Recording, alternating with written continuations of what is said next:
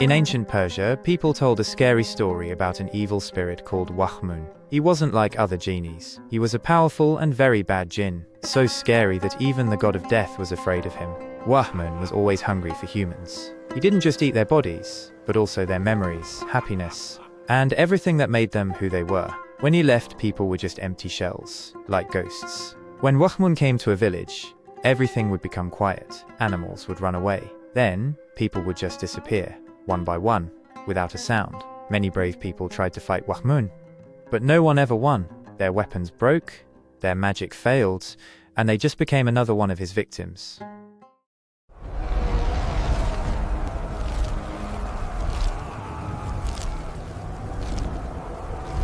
The world was a sad place. Day after day, people cried out because of unfairness and pain. Evil seemed to win everywhere. His shadow stretched across the lands, and his whispers filled hearts with fear. The stars themselves seemed to watch, growing heavy with sorrow. But the universe, the great cosmos, had finally seen enough. It could not stand the constant suffering anymore. A light, pure and strong, began to gather in the heavens. This was the power of the celestial beings, angry at the darkness that covered the earth. Suddenly, a giant, bright beam shot down from the sky. It landed right where Wahmun was. In the heart of the endless desert, Wahmun roared, a sound that shook the very ground. He fought back with all his might, throwing storms of sand and bolts of dark magic. The desert floor cracked and split. The air screamed with energy. It was a battle like no other, a true clash between light and overwhelming evil. The celestial energy pushed Wahmun, squeezing him, forcing him to shrink. He twisted and turned, trying to escape, but the light was too strong, too pure. With one final, terrifying shriek, Wahmun was sucked in, pulled into a small, clear bottle that appeared from nowhere. Pop!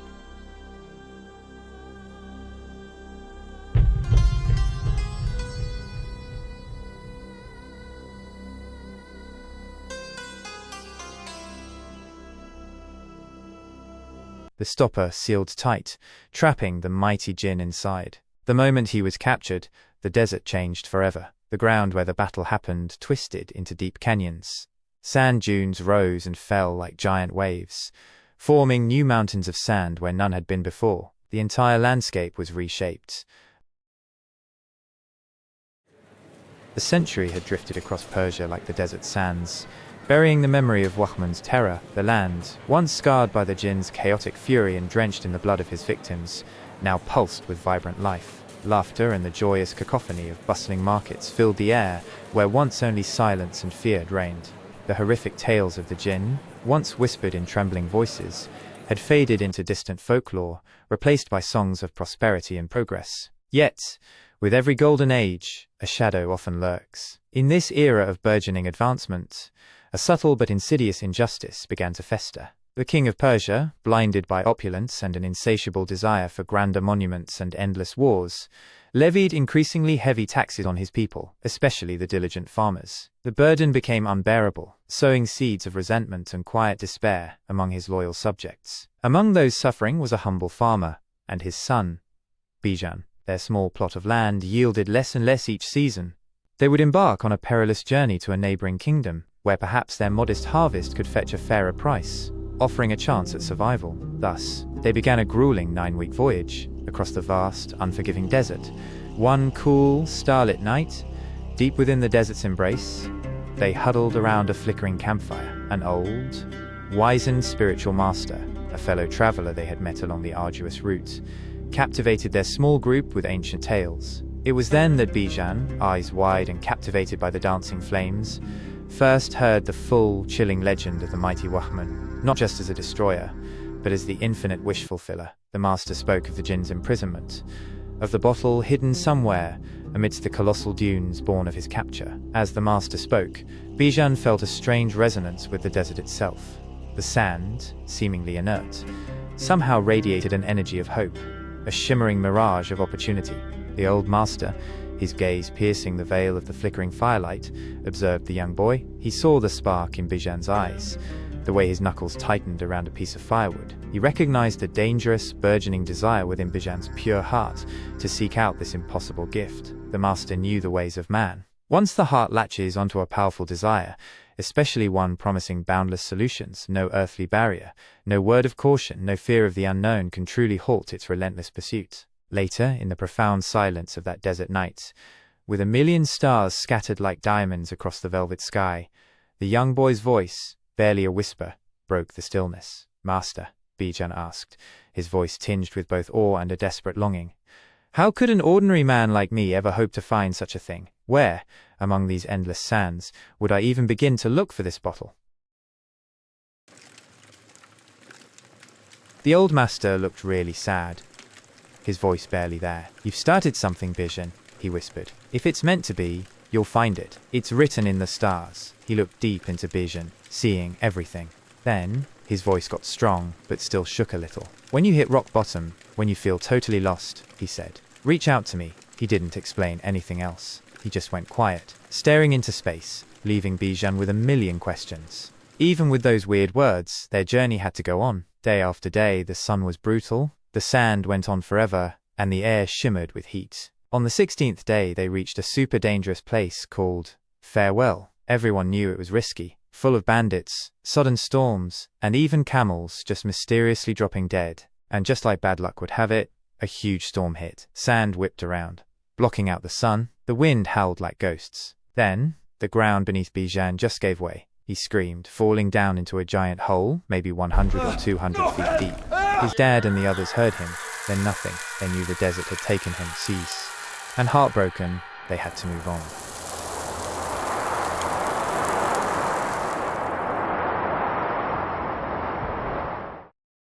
Bijan kept falling, screaming, through a dark, sandy tunnel. It felt endless, like he was just going to disappear. He knew this was it.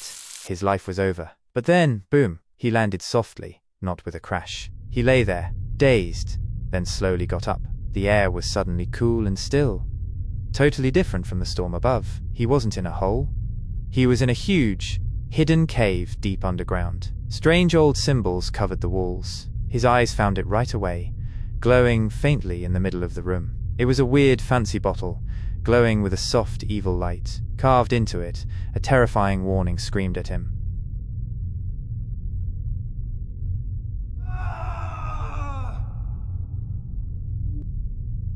The warning was scary, but the promise of power was stronger, like a dangerous song in his head. This was his moment. He reached out, hands steady even though he was shaking inside, and grabbed the cold bottle. He took a huge breath, the air thick with tension. Then, with a burst of courage and desperation, he twisted the stopper.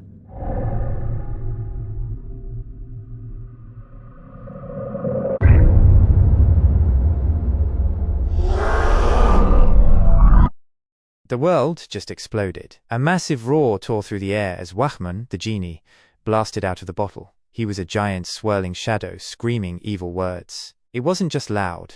It was like the end of the world. The ground above shook, cracking the desert. The sky turned a sick black and red. A heavy, crushing feeling of doom covered the whole planet. Something impossible had happened, and it brought chaos that would change everything.